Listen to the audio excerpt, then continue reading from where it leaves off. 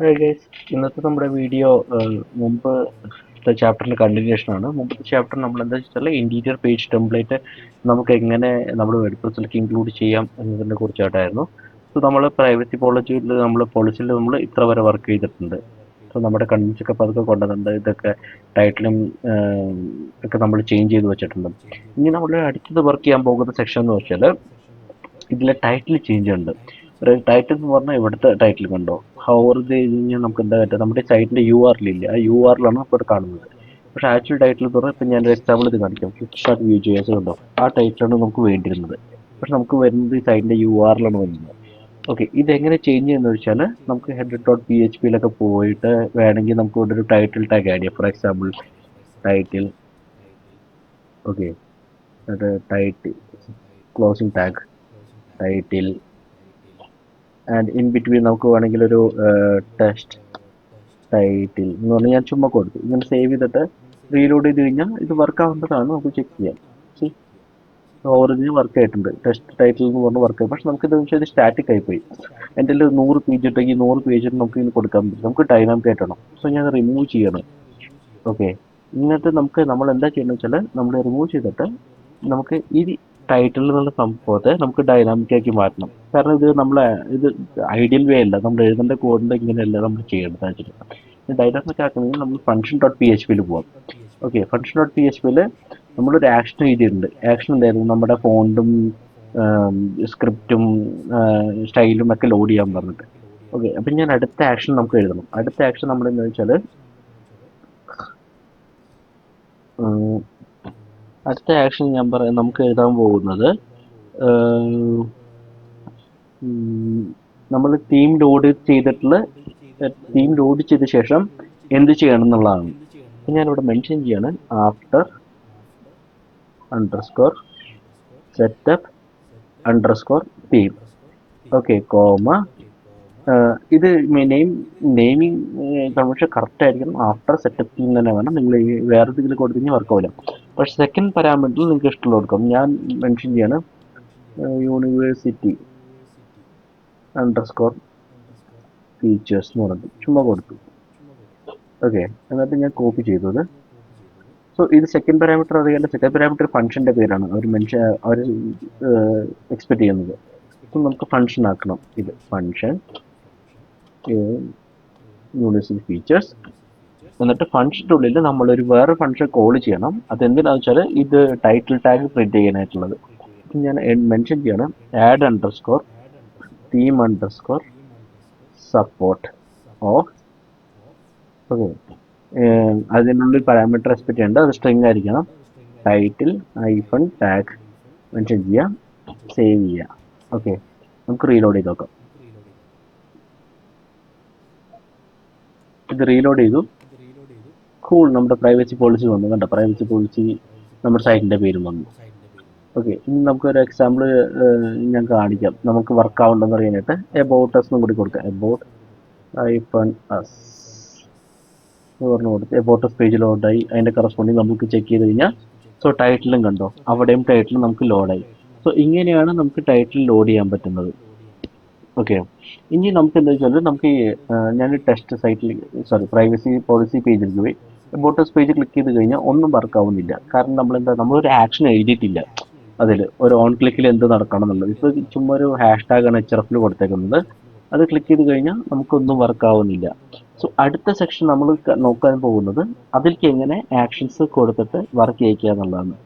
Okay, നമുക്ക് എളുപ്പപ്പണി എന്ന് പറഞ്ഞാൽ ഞാനിപ്പോൾ head dot P H P നമുക്ക് ലോഡ് ഓപ്പൺ ചെയ്ത ശേഷം, ഓക്കെ, ഇതിൽ HRF ഉണ്ട്. വേണമെങ്കിൽ നമുക്ക് സ്ലാഷ് എബൌട്ട് ഹൈഫൺ അസ് എന്ന് പറഞ്ഞ് കൊടുത്താൽ ഇങ്ങനെ കൊടുത്താൽ വർക്ക് ആകും.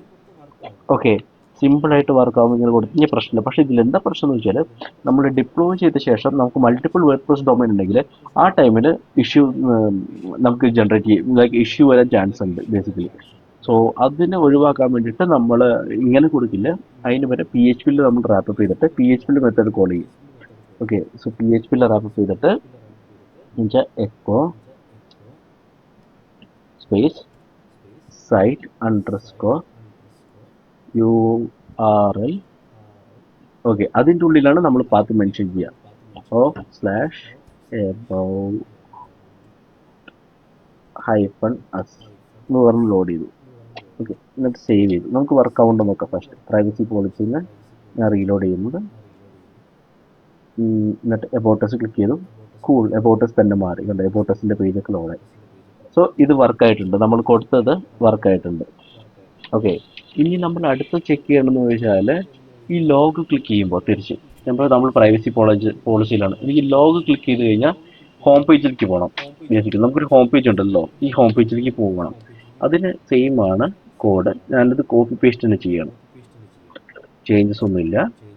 ഇത് existing H F copy paste ചെയ്തിട്ട് ലോഗോയിൽ എച്ച് എഫിൽ ഹാഷ് കിടക്കുന്നുണ്ടോ, ഹാഷ് മാറ്റിയിട്ട് അത് പേസ്റ്റ് ചെയ്തിട്ട് ഉള്ളിൽ സൈറ്റ് യു ആറിൻ്റെ ഉള്ളിൽ ഫംഗ്ഷൻ്റെ ഉള്ളിൽ ഒരു പാരാമീറ്റർ നമ്മൾ കൊടുക്കില്ല.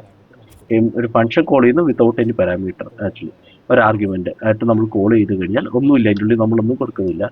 എന്നിട്ട് നമുക്ക് റീലോഡ് ചെയ്ത് നോക്കാം. ഇപ്പോൾ നമ്മൾ പ്രൈവസി പോളിസിയിലാണ്. ഓക്കെ, ഞാനിപ്പോൾ ഇതിൽ ക്ലിക്ക് ചെയ്തു, ലോഗോയിൽ ക്ലിക്ക് ചെയ്തു. കൂൾ, നമ്മുടെ വെൽക്കം പേജിലേക്ക് നമ്മൾ നാവിഗേറ്റ് ആയി. ഇപ്പോൾ ഓക്കെ, എബോട്ടസിൽ പോയി കഴിഞ്ഞാൽ എബോട്ടസിൽ പോകും. തിരിച്ച് ലോഗോയിൽ ക്ലിക്ക് ചെയ്ത് കഴിഞ്ഞാൽ നമ്മൾ ലോഗോയിലേക്കും വരും. ഇനി എന്ന് വെച്ചാൽ നമ്മൾ ഈ ഹെഡറിലാണ് ചേഞ്ച് ചെയ്യിക്കുന്നത്. നമ്മൾക്ക് ഫൂട്ടറിൽ ലോഗോ ഉണ്ട്. ഓക്കെ, ഫൂട്ടറിലെ ലോഗോയിൽ നമ്മൾ ചേഞ്ച് ചെയ്യേണ്ടതുണ്ട്. അപ്പോൾ നമ്മുടെ ഫൂട്ടറിൽ ശ്രദ്ധിച്ചാണ് ഇവിടെ മോഡലിംഗ് വിളിച്ചിട്ടുണ്ട്, അത് നമുക്ക് ചേഞ്ച് ചെയ്യേണ്ടതുണ്ട്.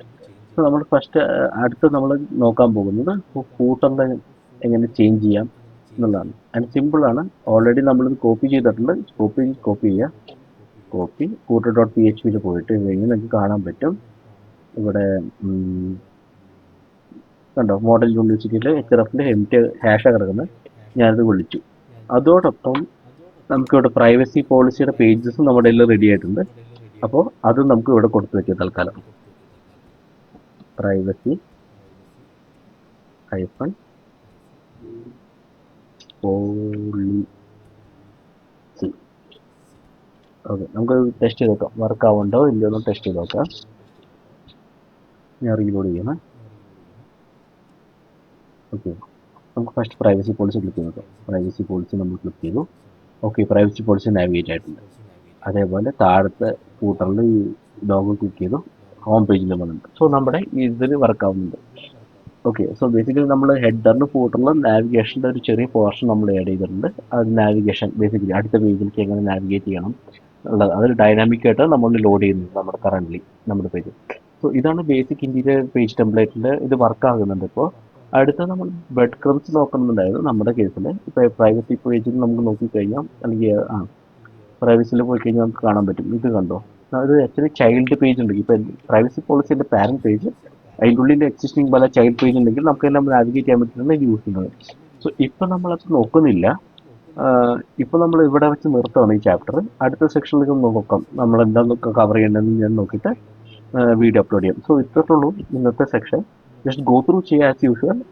എന്തെങ്കിലും ഡൗട്ട് ഉണ്ടെങ്കിൽ നിങ്ങൾ വർക്കൗട്ട് ചെയ്ത് നോക്കുക, കമൻസിൽ മെൻഷൻ ചെയ്യുക എന്തെങ്കിലും ഡൗട്ട് ഉണ്ടെങ്കിൽ. ഓക്കെ, ഇത് കുറച്ച് സിമ്പിളാണ് ഇന്നത്തെ ചാപ്റ്റർ. ആ ഫങ്ഷൻസ് ഒക്കെ ഒന്ന് ഓർത്ത് വയ്ക്കുക, എന്താ ഫങ്ഷൻസ് എങ്ങനെയാണുള്ളത്. സോ അത്രേ ഉള്ളൂ ഇന്നത്തെ ചാപ്റ്ററിൽ. ഓക്കെ, ഇനി നമുക്ക് നെക്സ്റ്റ് വീഡിയോയിൽ കാണാം. Thanks, by.